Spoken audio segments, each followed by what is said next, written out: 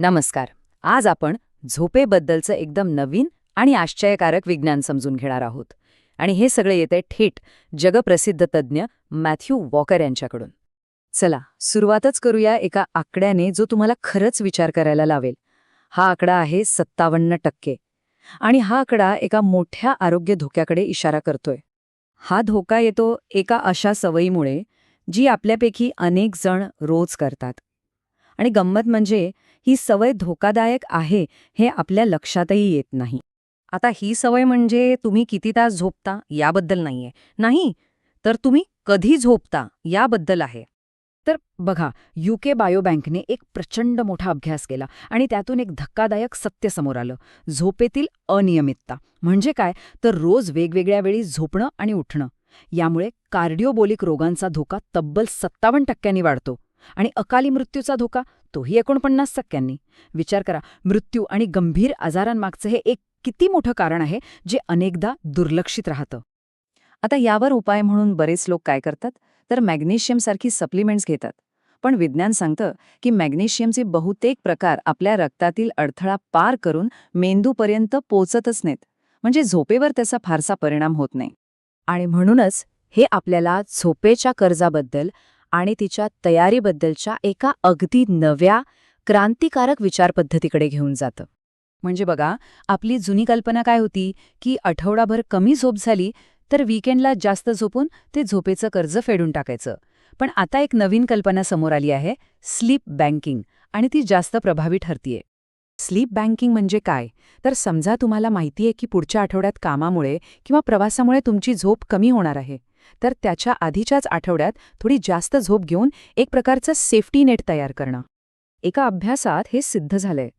लष्करी कॅडेटच्या एका गटाने आधीच अशी जास्तीची झोप साठवली होती. तर पुढे जेव्हा त्यांची झोप कमी झाली तेव्हा दुसऱ्या गटाच्या तुलनेत त्यांच्या मेंदूच्या कार्यक्षमतेत 40% कमी घट दिसून आली. तर मग झोप सुधारायची कशी, हे समजून घेण्यासाठी वॉकर यांनी एक सोपी चौकट दिली आहे. अगदी जसे आपल्या जेवणात मॅक्रोन्यूट्रिएंट्स असतात तशीच. हे 4 घटक आहेत. पहिलं म्हणजे प्रमाण, म्हणजे किती तास झोप मिळाली. दुसरं गुणवत्ता, झोप शांत आणि गाढ लागली का. तिसरे आहे नियमितता, म्हणजे रोज एकाच वेळी झोपणं उठणं. आणि चौथं वेळेचं नियोजन, म्हणजे आपले शरीर ज्या नैसर्गिक घड्याळानुसार चालतं त्याच्याशी झोप जुळवणं. हे अगदी एखाद्या खुर्चीच्या 4 पायांसारखं आहे, नाही का. एक जरी पाय डगमगला की सगळ्या डोलारा कोसळणारच.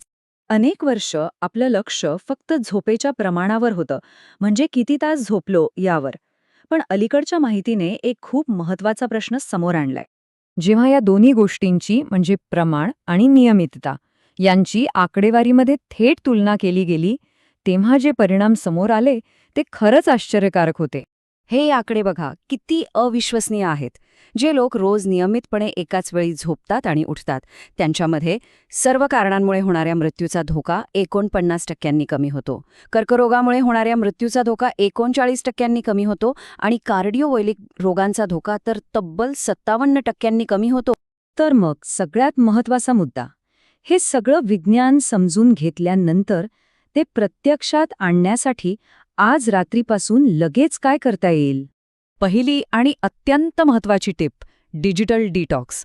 म्हणजे काय, तर झोपण्याच्या 1 तास आधी तणाव वाढवणारे ईमेल्स किंवा सोशल मीडियावरचं ते न संपणारं स्क्रोलिंग हे सगळं बंद करा. मुद्दा फक्त मोबाईलच्या निळ्या प्रकाशाचा नाहीये, तर त्यामुळे आपलं मन जे उत्तेजित होतं त्याचा आहे. दुसरी टिप, आणि खरं तर हा सगळ्यात प्रभावी सल्ला आहे, झोपण्याच्या आणि उठण्याच्या वेळापत्रकात सातत्य ठेवा. रोज, अगदी रोज, वीकेंडला सुद्धा. यामुळे आपल्या शरीराचं जे आतलं घड्याळ आहे ना ते एकदम सेट होऊन जातं. आणि तिसरी शेवटची टीप, प्रकाशावर नियंत्रण. झोपण्याच्या साधारण 1 तास आधी घरातले बहुतेक दिवे बंद करा किंवा डिम करा. असं अंधुक वातावरण तयार केल्याने आपल्या मेंदूला संकेत मिळतो की आता रात्र झाली आहे आणि मग नैसर्गिकरित्या झोप येऊ लागते. आता भविष्याकडे पाहिलं तर अलीकडे एक असा काही भन्नाट शोध लागलाय ज्याने झोपेच्या गरजेबद्दलची आपली आत्तापर्यंतची सगळीच समजच बदलून टाकली आहे. शास्त्रज्ञांनी अशा काही लोकांना शोधून काढलं आहे ज्यांच्यामध्ये एक दुर्मिळ आनुवांशिक बदल आहे आणि त्यामुळे ते खूप कमी झोप घेऊनही एकदम ताजेतवाने राहू शकतात.